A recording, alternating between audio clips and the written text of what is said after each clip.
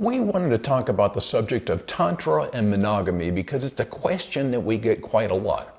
People will ask us, oh, you're involved in Tantra, so does that mean that you're polyamorous, you have multiple partners, you go to orgies, you have group sex? And for us, the answer is no, we've always been a monogamous couple.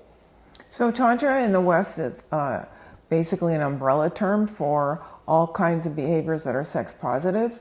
We don't have any kind of judgment on people who are involved in all kinds of things, swinging, polyamorous, play parties. It's just not our particular thing.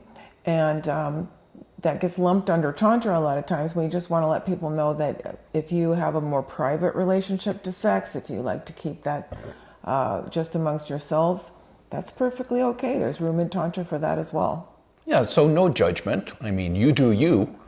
But Tantra is also not just about sex. It's also about how you interact with people. And a good example of this is Catherine's book, Tantric Dating, and the workshops she used to do based on that book, in which she talked about the concept of practice partners, people who you practice love with.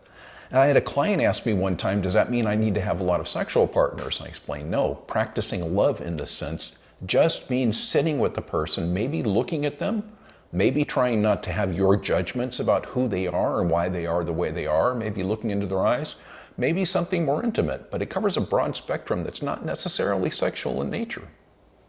I can't believe you still wanted to date me when you were reading my book, Tantric Dating. Not only did it make me want to date you more, it made me want to do more than date you.